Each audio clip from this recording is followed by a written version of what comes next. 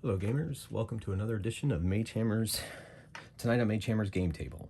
Tonight I'm doing something a little differently I haven't done on the channel yet, and that is I'm going to play a role-playing game. Now, the role-playing game I've chosen to do is Castles and Crusades. This is the most recent 8th printing of the Player's Handbook. This fairly slim tome, published by Troll Games, is full color, and is the 8th printing of a game that's been around since 2004-2005. You can see it has full color art. It's coming to the modern times. Little history on this role-playing game before I get into another aspect of this.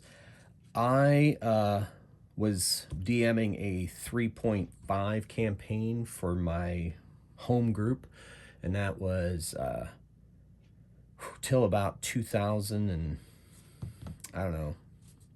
We started 2000, I went to about 2006 when the game petered out because I got to be like 14th level and I couldn't take the bloat anymore.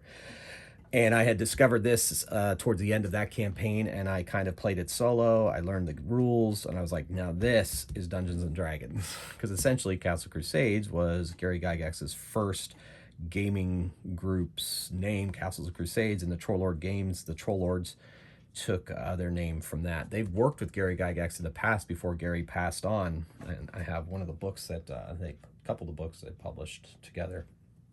Anyway, so they basically, this game seemed to have the approval of Gary Gygax. So long story short, as soon as D&D Next, which then became D&D 5th edition, came out, our group shifted to that, and we moved away from this. We had also done a little run of Savage Worlds with this, and then I switched back to Castle Crusades, and D&D Next came out. So that's kind of a little role-playing history. So I've come back to it. The last time I ran a campaign in this was like 2012. I had to check my records, but 2012 apparently is the last time I ran a campaign of this. And so I figured, 10 years down the road, I think it's time to take another look at it. Now, obviously, my Player's Handbook, I think it's like second or third printing, was a lot different than this. I have it over there. I don't think it's important to show in this video, but if anybody's really interested, I can pop it out or take a picture and put in the comments. Anyway, so I bought this. I bought the new Monsters and Treasures. This is pretty much the only 2 books you need to run this game. There is a Castle Keeper's Guide plus an addition, like a whole bunch of supplements and stuff as far as campaigns, modules, and so forth.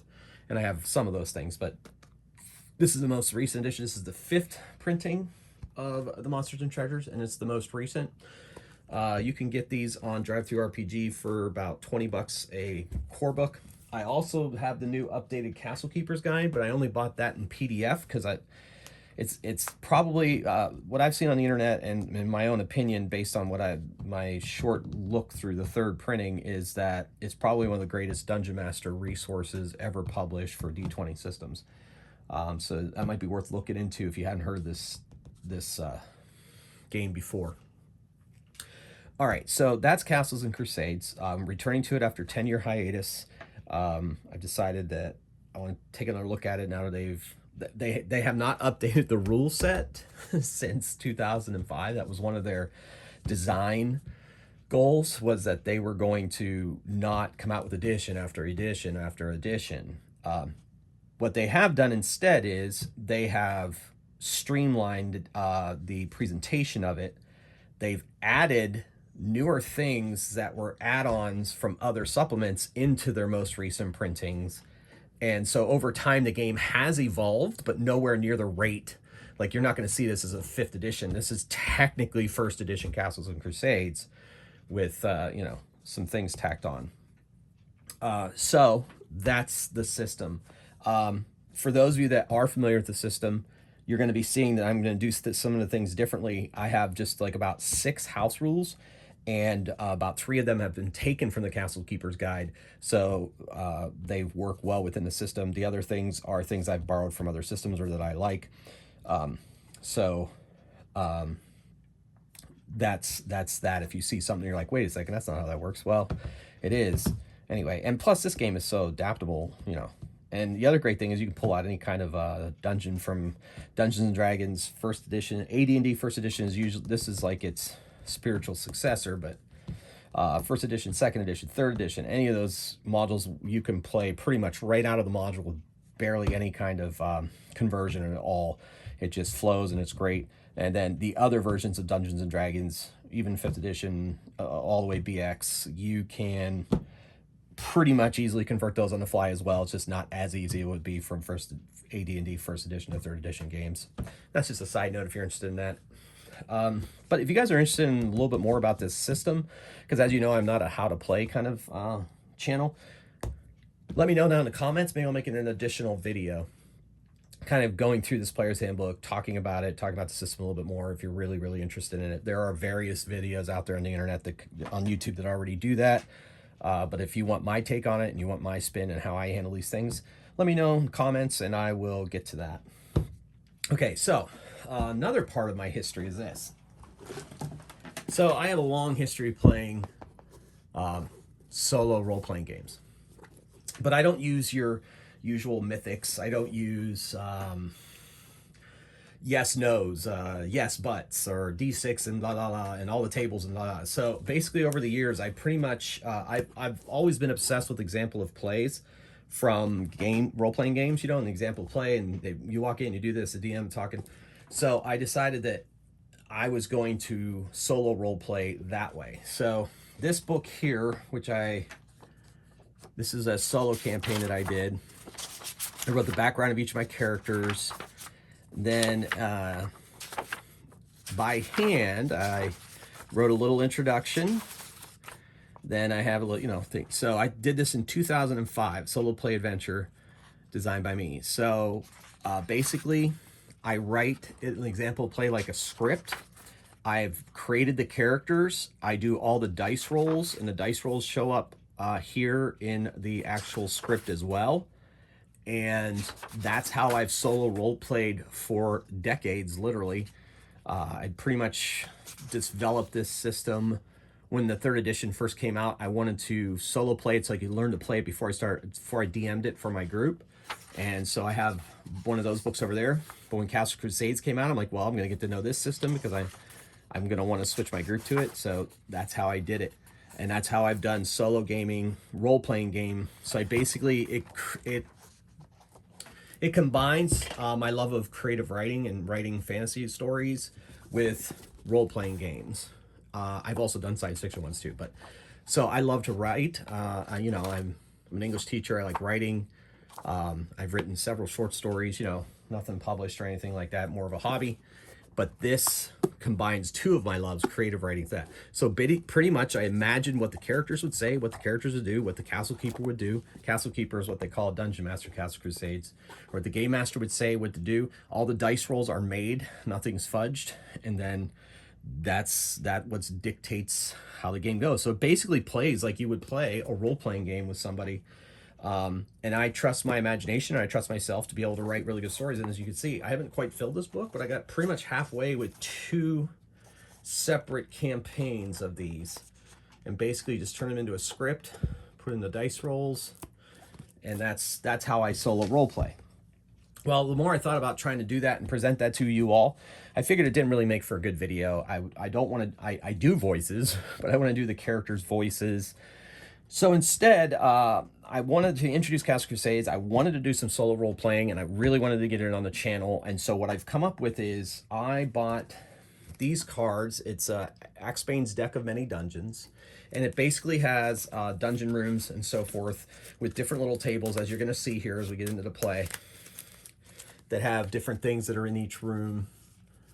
And there's little maps, and basically it creates a solo map as you go. So those of you that are familiar with 4 Against Darkness and have seen my videos on 4 Against Darkness, 4 Against Darkness uses dice for this, basically.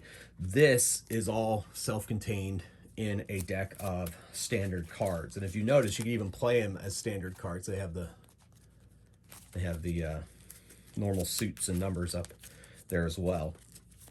Anyway, so I decided I'm going to lay out the map as we go. It's not going to be a miniatures game, though. So much like 4 Against Darkness, I'm actually going to have miniatures out, because I know Chris, #1 fan of the channel, loves to see me use miniatures, even when the game doesn't call for miniatures. And my role-playing games, since I've broken away from 3.5, have pretty, well, with the exception of Savage Worlds, have pretty much been theater of the mind. I got really tired of hauling around miniatures and terrain. It just got to be in the way of what I wanted to do role-playing game. If I want to use terrain and miniatures, I'll play a miniatures game. As many of you know, I play many miniatures games as well. So, that aside, what I've decided to do, and I haven't quite done it yet, so this will be a first time on camera, we'll see how it works, is that I've created 3 characters using the Castle Crusades system. We have a halfling wizard. His name is Thumble Glowoebble of the Great Glowoebble clan. This character is a fighter, human fighter named Jazmax Grix, named after both my sons. And then I have a cleric. Her name is Helea Fran. She's a cleric of Aegis. Aegis is the god of protection in my homebrew world, and where this is going to be taking place. And they are going to be delving into a dungeon. I'm going to use the cards to kind of determine why, as you'll see as we go. And then if I don't like what the cards turn up, I'll make it up myself. These tokens are spell slots. One of the systems that you can use, normally Castle Crusade uses the old Vancian system from D&D first edition, where if you wanted to do 2 magic missile spells, you had to memorize 2 magic missile spells. That's the default system for Castles and Crusades, but in the Castle Keeper's Guide, they also suggest 3 or 4 different ways to cast spells. One's skill-based, one is a mana channeling system. The other one is spell slots, which is basically what 5th edition uses. You get so many spell slots a day, you can be able to use them and so forth. So I have adapted that. So these are, the gray ones are 0 level spells, and the blue ones are 1st level spells. So as you can see, Helea has 3 0 level spells and 2 1st level spells. She can choose from any of the spells that are in the clerical list. And Thumble has a spell book, and he has Light, Mage Hand, Prestidigitation, and Detect Magic as 0 level spells. And he can cast any one of those using one of these gray spell slots throughout the day. And then he also took Shield, Sleep, and Magic Missile. You get a number of spells in your spell book equal to the slots that you have available, or spells that you're able to memorize. So he's up to 3, but he can, using the spell slot system, be able to cast Shield, Sleep, or Magic Missile throughout the day. So I'm also using the rule that the Castle Keeper guys suggested, that all of you who play 5th edition should be familiar with. They have maximum hit points at 1st level. So their hit points are indicated by these dice here. So Thumble is at 7. Jazmax is at 12, and Helea is at 10. So it's going to be a basic dungeon dive solo game. I'm going to talk through the action, but we'll see how it all plays out. Okay, so that being said, in this deck of dungeons, the aces are your starting rooms. So I'm going to create each of these maps here right before your eyes. So we're starting out with this one. Okay. So quest ideas. D8 plus PC's level. They are 1st level characters. So let's roll a D8 and see what we get. 2, 3. So they are going to map dungeon level 1 for an NPC. And that NPC is going to be Plinko the Gnome Merchant. He wants to know if there's any way that he can check out this ruins that they found in the Helm Hills outside of Hawktree, to turn it into a destination, an underground hotel for races that tend to feel more comfortable underground. So they're going to map dungeon level 1 for an NPC. When they go in there, I think map is also code for clear it out of anything that would be in there to cause problems. Now, then again, I could just choose one of the choices on here. Kill a small group of evil monsters, retrieve an item for a wealthy NPC. That actually sounds a lot more exciting to me, is to find an item for a wealthy NPC. And then the jokers have instructions on how to do it, and also they have items that you can do a die roll, randomly do it, and they also have names. So, you know what? I think I'm going to shift that to retrieve an item for a wealthy NPC, and it's Plinko the Gnome. His great-grandfather was an adventurer who got lost in this ruins, and now that the ruins has resurfaced, he wants to send the group in to find the item. So let's find out what that item is. So we're going to roll 3d6.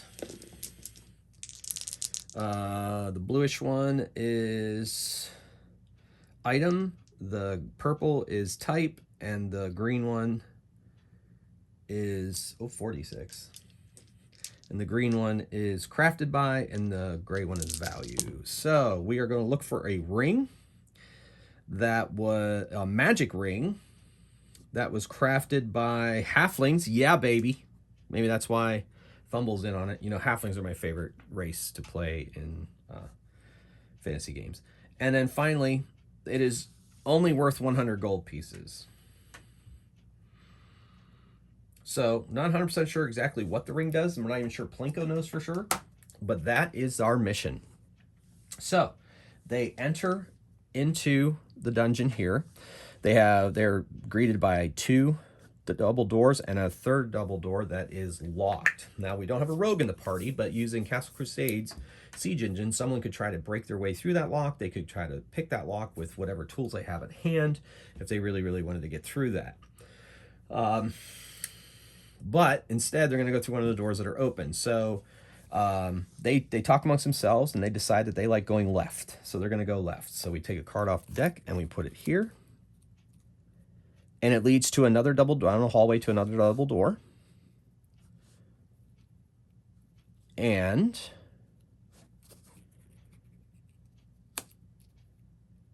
the marching order is going to be Jazmax. We're going to put Thumble in the middle, and then with Helea bringing up the rear.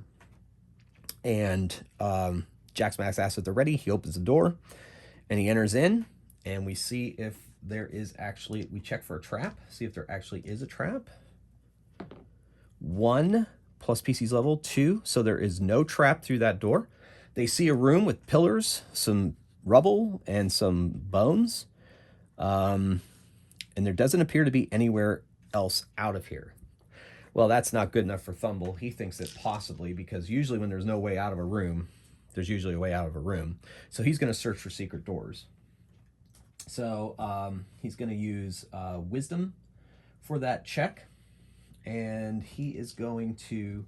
Now, Wisdom, Thumble is not a primary attribute. In Castles of Crusades, you have primary attributes and secondary attributes. Each class has a primary attribute, and then the player chooses what they want their other primary attribute to be. And a primary attribute uses a 12 base difficulty class, while secondaries use a base 18 difficulty class. That's called the Siege Engine. That's how they run skills and so forth. And one of the techniques of this system that makes it so much more streamlined than so many other systems. Anyway, so he is secondary, so he gets a +2 because he has a 15 wisdom, +2 bonus. He's gonna the Castle Keeper is gonna allow him to add his level to this roll too, because you know searching for hidden things is something that wizards do quite often. And in fact, the Castle Keeper is going to be even more generous and tell him that he can use his intelligence, like he can investigate and look around. So that actually is a primary attribute. And so that is a base 12. Finding a secret door, it's not the hardest secret door to find according to the Castle Keeper. So he's going to add 5 to that, so 17. So he needs a 17 to find this door. He gets a +3 for his 16 intelligence, and he's going to add his level, so for a +4. So he's trying to get a 17 with a +4 roll. He gets a 13 and does not find any secret doors. The other two, not that interested. They just are looking. Well, then again, they have to search, but if things, you know, maybe they'll search here in another time. So instead they go back into this main room. Now they want to try to do that lock, but they figure they're going to take the easy way like most creatures do, and they're going to go through the other double door. And what they find on the other side is a passageway that leads to a locked door. Now, it looks like it's a very difficult lock. It looks very advanced for them. But Thumble thinks that he can try to pick that lock or find his way through it mechanically, because he feels like he's mechanically inclined. So he is going to try to pick the lock. Now, the castle keeper does not believe he should be able to add a level to this, but he is going to give him that investigation, and his primary attribute intelligence. So he's looking at a, and it's a very hard lock though. So, so we're going to add plus, I'm going to apply plus 6 to this roll. So he actually needs a 19, and the only thing he's getting is a plus 3. And he rolled another 9. Wow, 9 seems to be his magic number, and he is unable to pick that lock. So Jazmax is like, listen, I'm breaking the door down. Get out of my way. So he's going to try to break down the door. Now, the door's pretty stout, but it is kind of old. It's wooden and so forth. So he's just going to try to break the door. Forget about the lock. You know, he'll shatter the lock while he's breaking down the door. Now, obviously, as a fighter, he has strength as his primary. He gets a plus 4 because he has an 18 strength, and I'm using one of the rules out of the Castle Keeper's Guide that basically has the attribute modifiers be like 5th edition, because it's just going to be easier for me to remember, since I'm so used to playing 5th edition nowadays. It'd be a lot easier for me to keep that. Anyway, so he's going to get a plus 4. It's primary attribute, so the base is 12. We already added 6 to that, so he needs an 18. He gets plus 4, and the Castle Keeper is going to allow him to add his level, so he's actually got a plus 5 to this roll, looking for an 18. And he rolls a 15. That's a 20, so he smashes the door in. And then, once they enter into this room, they see another pillared room with a small little altar up top, some branches or some roots growing up through the things. There's a bookshelf, but there's also a monster. So we're going to roll to see what that monster is. And if I don't like it, I will just choose one. All right, so you add their level. So it's a 9 plus 1 is 10. An ogre zombie. Excellent. So I'm going to go to my Monsters and Treasures book, look up zombie, see if we have an ogre zombie in here. I have a feeling we might. This Monsters and Treasure book has pretty much everything you need in it. Okay. All right, doesn't look like there. Let's go to zombies. See if we have ogre zombies. If not, I'm going to make it up based on what I see here. Zombie monster. They have a monster. Monster zombie. Let's do that. So it has 2 hit dice. So since it was an ogre zombie, give it 16 hit points. That would be pretty nasty. And then it has a slam of 1d6, but since it was an ogre zombie, we'll make that 2d6. Sure. They are slow though. They move, and so that means that they never roll for initiative. They strike last in every round. So let's do it. Let me fight in the ogre zombie. Everybody rolls initiative. Now, in the normal Castles and Crusades rules, they suggest that you roll d10 for initiative. I've over the years it just created too many ties. I know it sounds crazy, but it did. So we just go to the basic 5th edition 20 sided. So Helea is blue. Then Jazmax is, let's make him green. Jazmax is green.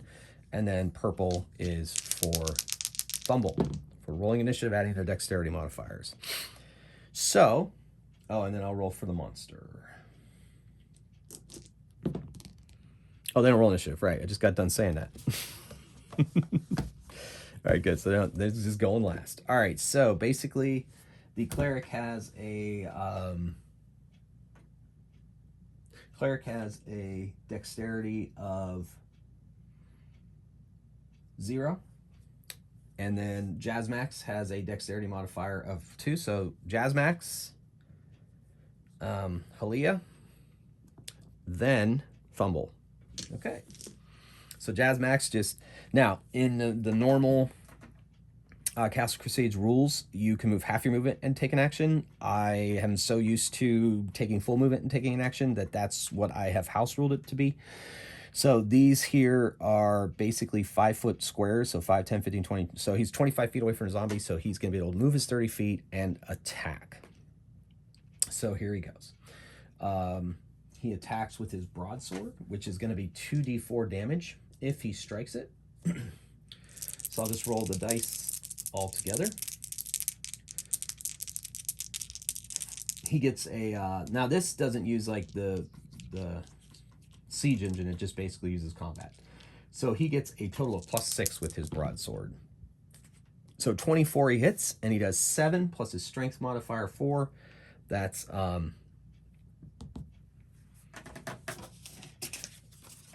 plus 4 is 11.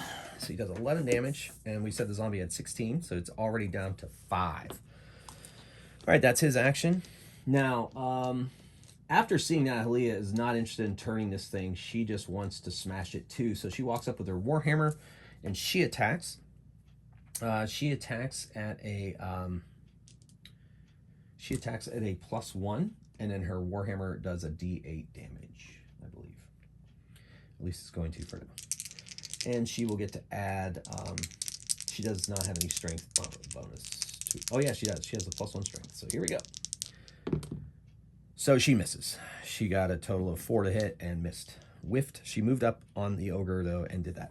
Then in the back there, Thumble is, he's not sure he wants to waste a spell on this, but then again, he could be the hero. He knows that that blow was pretty big.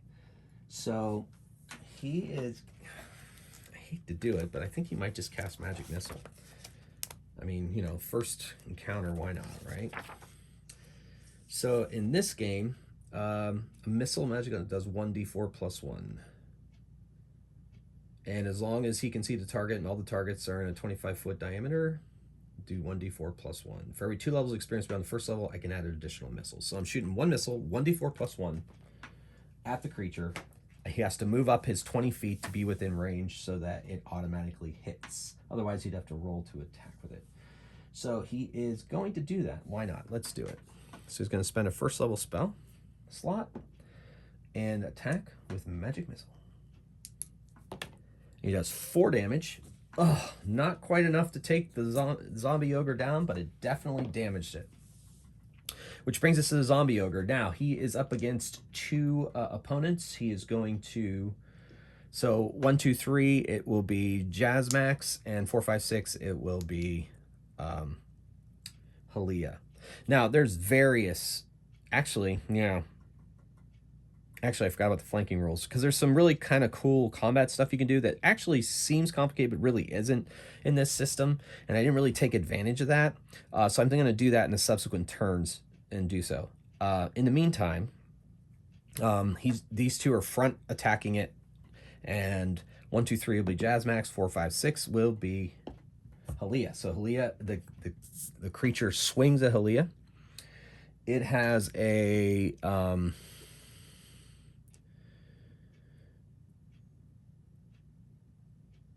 striking with its fist, it will add its hit dice to this roll. Ogre zombie does 1d6 slam plus 4 for its strength. Okay, well that's right there in the... So that's what I'm going to do. So it'll be one, instead of 2d6, it'll be 1d6 plus 4. And it rolls a 1. It takes a swing and completely misses her. So not even close. So now in Castle Crusades, you roll initiative again at the top of the round instead of making it cyclical. And so that puts cleric at 20, Jazmax at last, and then second will be Thumble, and of course the ogre if it's still living. So the cleric's like wants to redeem herself. She is going to make her attack with her warhammer, screaming Aegis' name, be dead, you foul undead creature. And she misses, because they have an armor class of 12, and she only gets a +1 with her weapon, so that's only an 8. So she misses. All right.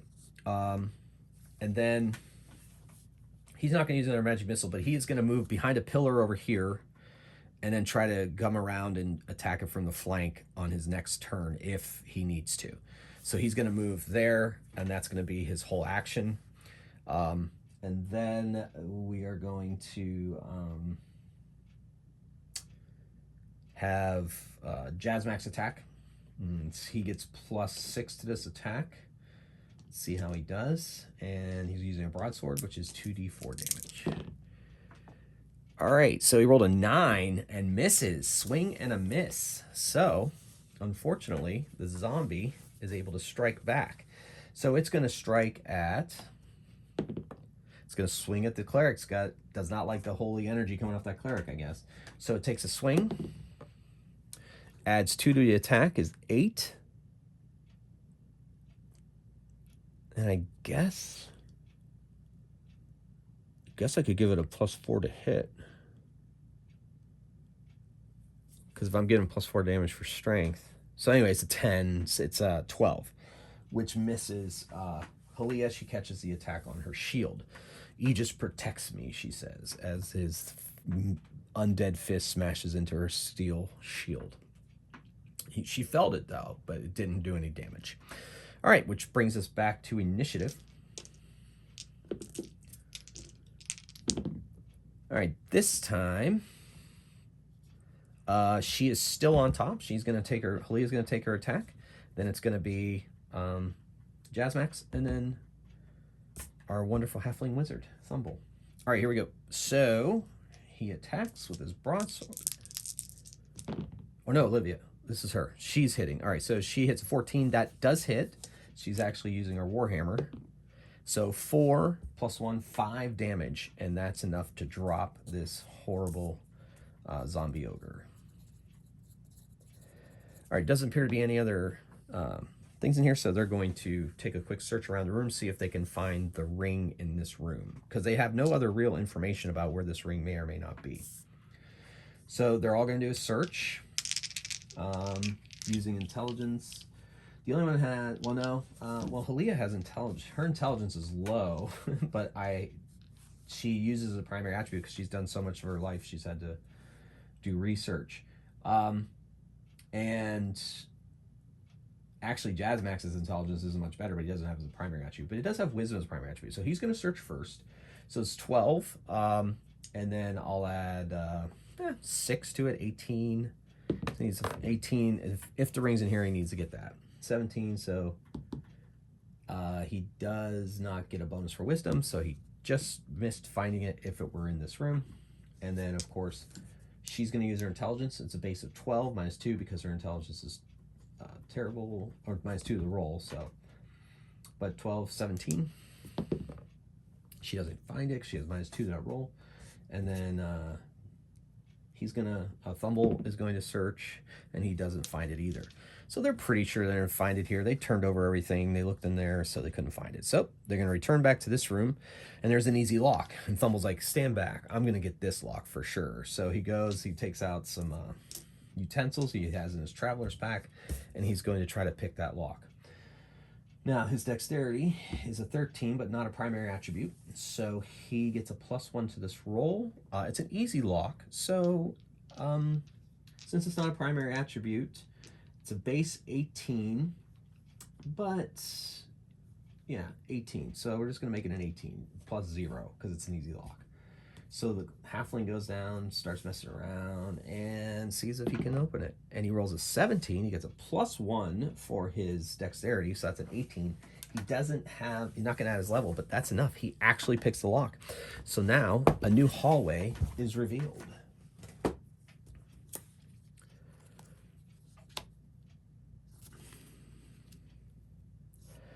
All right, so they open the door and they see a 10, 20, 30-foot passage. It ends in a double door. So Jazmax, of course, will go and open the door, and then he sees pits to the left and to the right. I will roll the depth of those pits if it becomes a problem. And on a bridge, I guess, or, you know, a passage over the pits is a monster chomping on some bones. Let's roll and see what a black dragon wormling, that would be bad. D6 plus PC's level. 3, 4. So a swarm of bats swoops down on them as they start to cross the passage. So let's go to bats in the monsters and treasure book.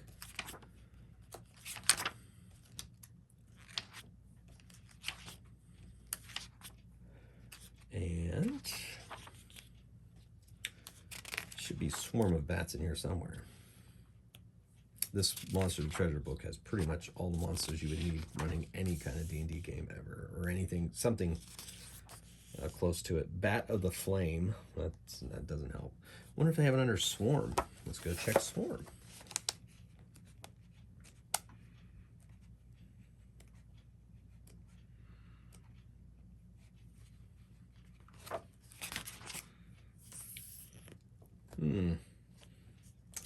They don't have Swarm. So what we're going to do is this. Basically, or it says I could do Swarm of Bats or a Kenku. I wonder if Kenku's in here. I just said that it could pretty much run any D&D game. Let's see if I'm going to eat my words or not. Kenku might be a trademarked name. But do they have like Birdman or something like that? Yeah, Kenku's not in here. So they probably have a creature that is that. So you know what I'm going to do? Instead, I'm going to make it kobolds. Well, no. Let's do Swarm of Bats. We'll stick with Swarm of Bats, and I'll pretty much run it the way that it's basically a hazard more than an actual attack. So the bats swarm around them as they make their way across there. So I think what I'll do is I will have them make a saving throw versus Dragon Breath, which would basically be a dexterity saving throw to see if they can keep their balance after being startled by the swarm. I think, and then, and there might be a possibility that halfling, no, we'll just leave it at that. We'll do it that. So they make their way across. They're startled by the swarm of bats. Each one of them has to make a dexterity saving throw. So saving throws, the way they're handled in this game is I'm pretty sure if they have it as a primary attribute, things are going to work out for them, but not always. So let's double check that. Saving throws. Pretty much going to work. I mean, let's see. Attribute checks. Saving throw. Page 114. All right.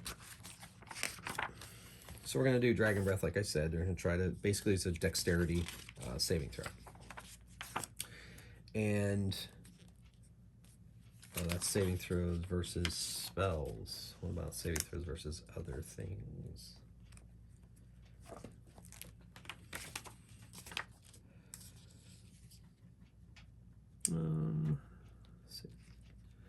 211.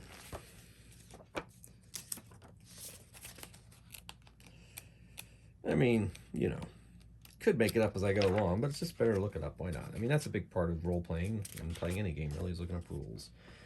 All right, so saving throws. Saving throws is simply an attribute check for a character to avoid damage or unwanted alteration or harm caused by creature abilities and or specific situations or events. Roll d20 at their character level, an appropriate attribute modifier if the attribute relates to saving throw. Yep, so uses the siege engine. All right, so that being said, the only person that has dexterity as a prime is none of them. Jazmax has a +2 modifier, so he'll be doing a +3 to this. And I'm making it 18. 18 is the base if it doesn't have it as a primary attribute. And I'm just going to be, it's just going to be 18. And he rolled a 13. So he stumbles. And then I'm going to have him make a check to hold on to the side of the thing. So he doesn't, so he falls into the pit. The pit is 6 feet. He's going to take 66 damage. Pretty sure that's how falling damage is handled in this game. Just like pretty much every other role-playing game that uses a D20 system. Falling damage is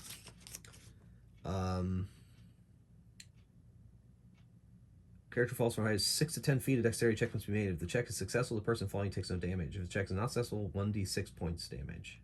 From heights greater than 10 feet. Oh, well, that's not so bad. That's actually not bad at all. So if they fall from a height of 6 to 10 feet, which in this case is 6 feet, I guess I should have done 10 feet. Let's do 10 feet. Either way, it's still going to be the same. But if it's less than 10 feet, I should roll d10. 8 feet. So there's an 8 feet pits. So actually, he's going to take 1d6 damage. Yeah, so it's within 10 feet. Yeah, okay. I was being a little extra crazy there, I think. All right, good. So it's only a d6 point of damage, but he does get to make a dexterity check.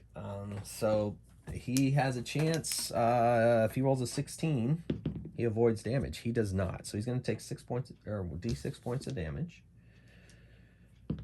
He takes 4, so he's down to 8, and he is in the pit. Put him off to the side there. Then we're going to have. Oh, that was Jazmax, sorry. Then we're going to have Helea make her saving throw. And she makes it. She gets a 19 plus her dex modifier of nothing, I believe. But she makes it. She does not fall, and she makes it to safety on the other side of the bridge. And then we have our local halfling wizard, Thumble Glowoebble. He gets a +1 to this roll. And he makes it with a natural 20. Halfling luck coming through. All right, so those two make it across while Jazmax is down in the pit, and the bats swoop back up into the ceiling, and they resume their perch, or their, I guess it really wouldn't be a perch, it'd be a hang. So they're hanging there from the ceiling, no longer disturbed. There is some treasure up on that area there that was in some urns that have been smashed, but they have to get Jazmax out of there. So they take a rope from their travel pack, and since they're not under any kind of duress or anything, he's able to climb out of the pit, and there was nothing in the pit. He checked while he was down there, so there was no ring or anything. So they come up. Let's see. That looks like quite a bit of treasure. So let's do 4, 8, 9. 9 times 10, say 90 gold pieces. And then they distribute that amongst their packs.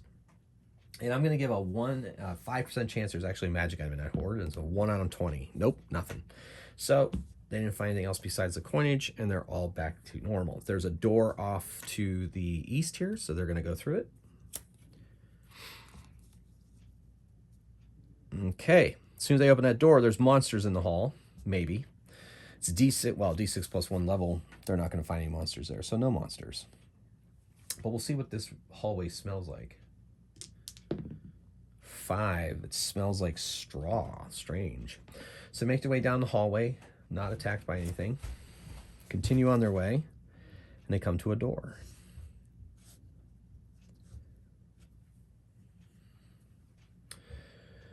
So they open the door. There's some bones over in the corner. Another one of those pit things, but this one has a much thinner passage over, and it appears as if this room is a dead end.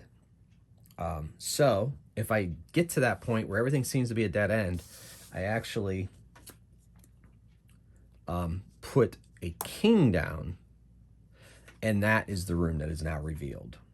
That way, it can continue down to a second level, or they could find the ring. Now, I think since this is maybe my first mission, I think we're going to have this be the quest goal is in this room. So, they search the doors, nothing there. And I think for fun, I'm going to roll and see if there's a monster in here. I think, in fact, I'm going to say there is a monster in here because, you know, why not, right? I mean, let's make it be climactic, that the ring is guarded by something. Let's see if there's any kind of tables as far as random monster tables in this Monsters and Treasure book.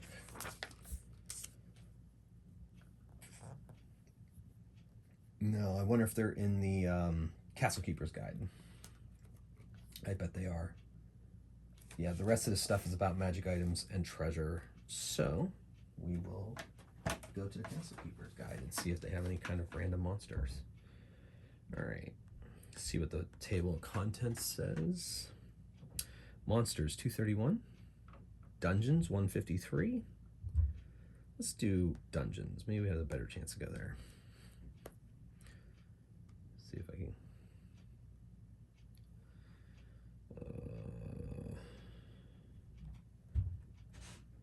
Let's do a search for random and see what we get.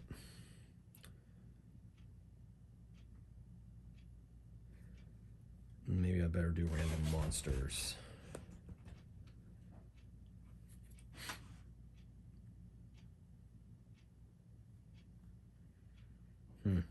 Okay. Let's just go to the page. 153, I said. Let's go to page 153. See if I can go to the page.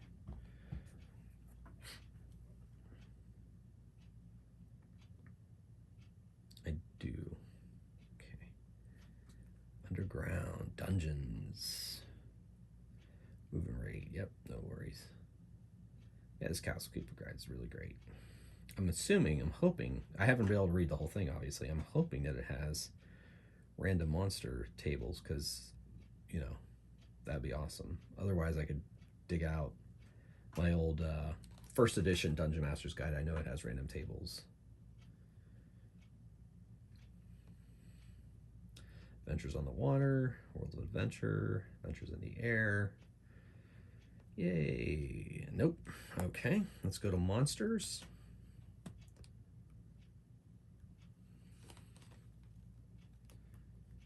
Let's see what we can see there. See if it comes up with tables.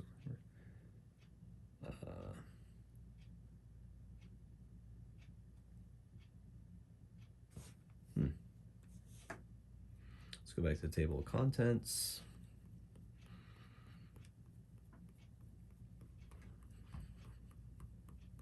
Could just pull a card, see if there's a monster on there. That might be faster than doing this, apparently.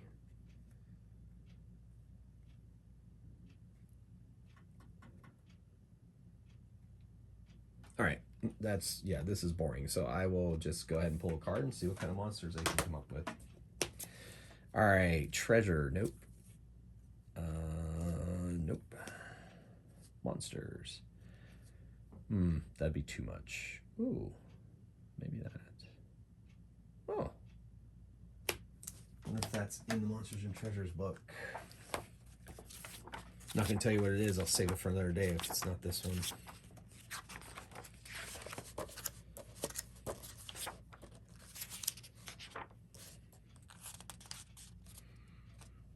Okay. Oh, there it is. It's in here. Nice. All right. I'm going to say that there are 2 of them. Death dogs growling. They come out from behind the pillars as the characters enter the pillared room. With a, yeah, nice. Chest in this room.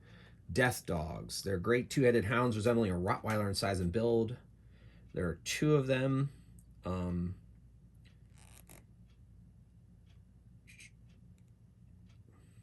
They have dual heads, so there's 4 heads.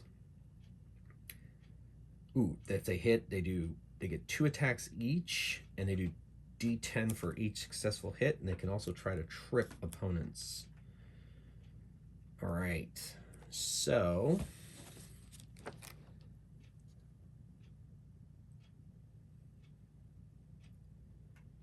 yeah, that's gonna be nasty. So we're up against 2 death dogs. Let's see what happens. All right, so they are 2 hit die. So we're gonna give them. We'll give one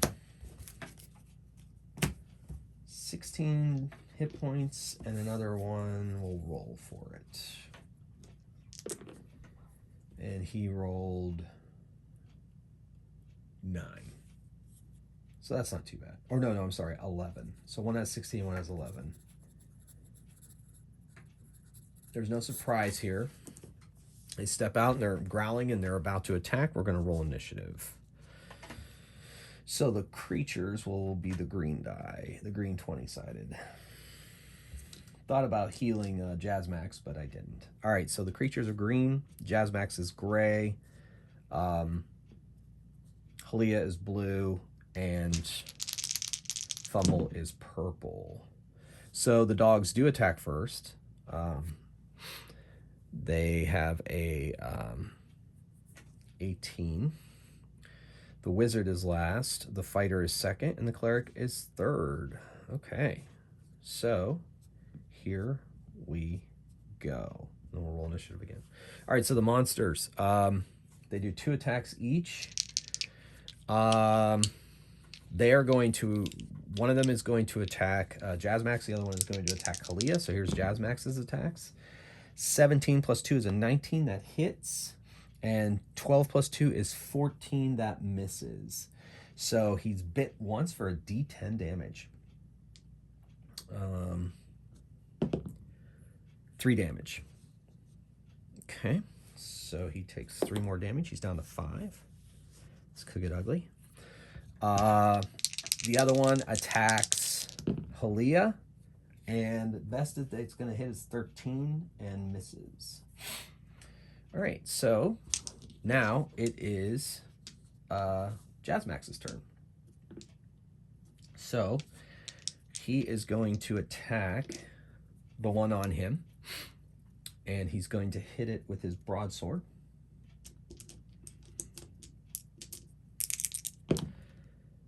And he gets +6 to this. That's 21. So he hits for 5 plus 4. So 9 damage on his death dog. It yelps in pain. That's all he's doing. Then Helea, she's debating whether to cure Jazmax or fight. But now she's right in the middle of a fight. She's going to fight. She's going to slam her warhammer on this creature in front of her. Ooh, she hits for the 20. They have an armor class of 13, so but she hit, and she does a d8 plus 1 damage. So she rolled 2, so 2 on hers, enough to just a glancing blow. All right, then, well, Jazmax is thinking maybe, or Thumble is going to cast Sleep Spell on these 2 creatures, but he might end up hitting his friends, so we'll see what the spell says here for this particular game system. All right.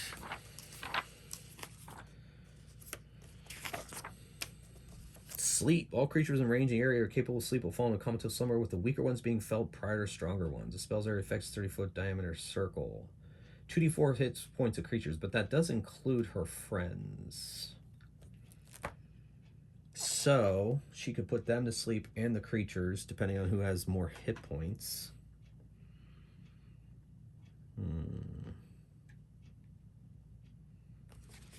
And it's 2d4 hit dice of creatures. And creatures with equal, and so all of them have 1 hit dice, his friends, so they would go first, and then the dogs would go. Instead, he's going to use another magic missile. He's going to move within range if he needs to, get his back against the wall, and he's going to fire off a magic missile at the one fighting Helea. Hits for 4 damage. That's another spell slot out of the way. He gets it for 4 damage, the one fighting Helea, and his back's against the wall. And now we roll initiative. The creatures got a 17, but the wizard got a 18. And then it is... then it's going to be Jazmax and then Helea. So he's going to use his final... he's going to use his final spell slot to fire off a magic missile at the one on Helea again. And he does 3 damage. Doesn't quite fell it, but he is out of first level spell slots. So we'll see what happens there. Next up is the creatures. So those 2, first one will attack Jazmax. And he hits with a critical hit. The other one's it's a complete miss. Critical hits in this game, I think, are maximum damage. I'm going to double check. Like I said, folks, it's been a while since I played this, and I'm kind of, continuing as I go. I got a little bit of a refresher, but I didn't refresh everything.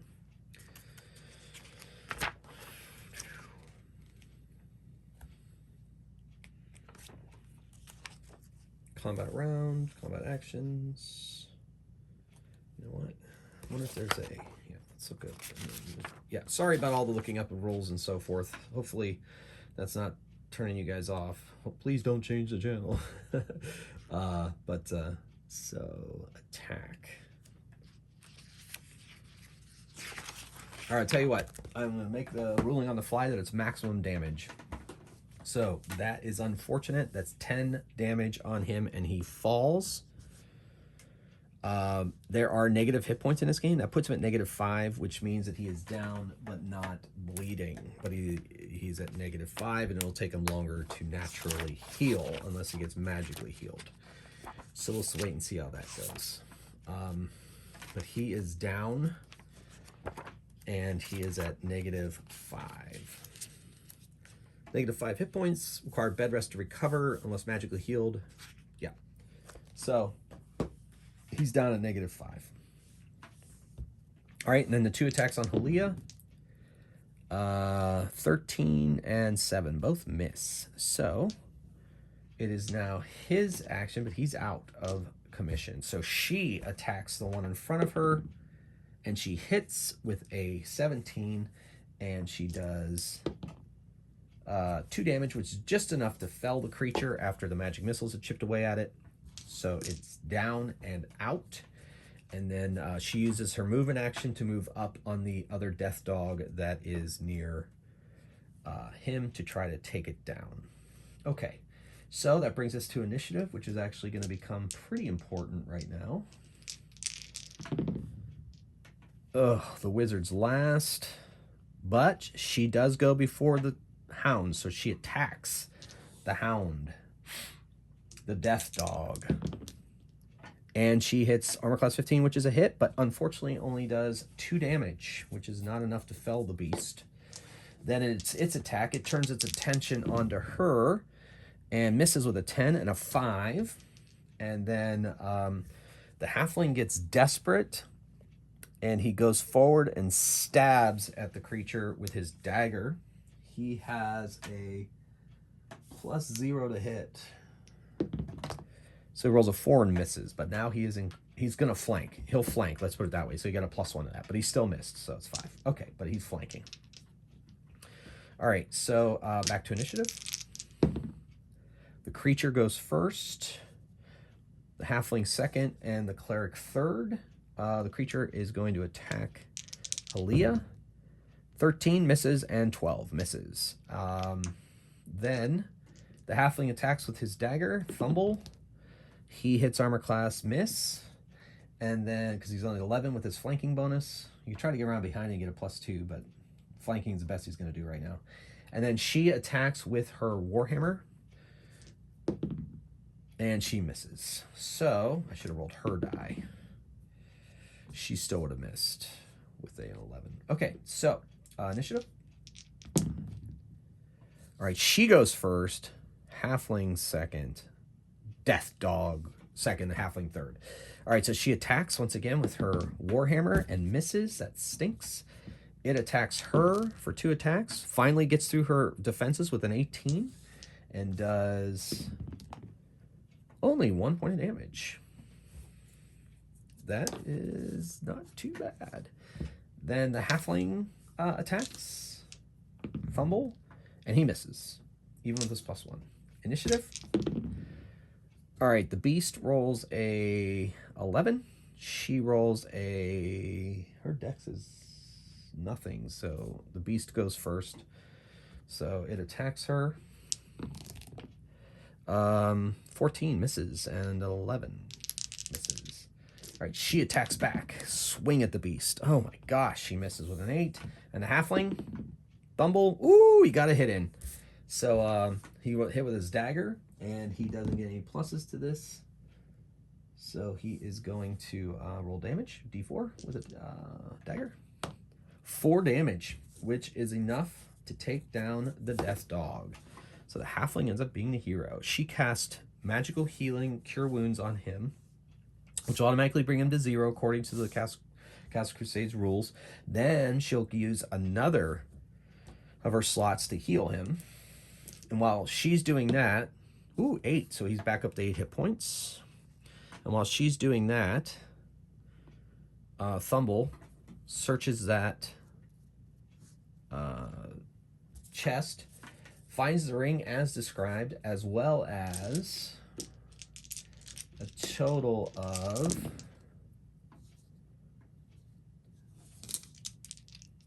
150 gold pieces.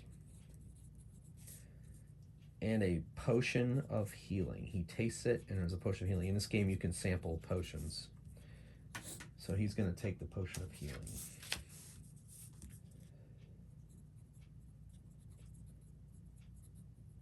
All right. They make their way out, but they're going to try to make dexterity moves as to not disturb the bats as they make their way back across. Okay. Those two fail. The halfling makes it. So the halfling dashes across there, but the bats are disturbed again, and those two have to make dexterity saving throws. Jazmax makes it, and she does not. Or wait, that's Jazmax. This is her die normally. I'm rolling the halfling's die for him. Or no, I've been rolling the steel one for him. All right, so if I roll the proper dice, apparently, things happen. So they disturb the bats, but are able to make it across without falling into the pit. And then they make their way out of here, and they make their way to Plinko, who pays them 100 more gold pieces.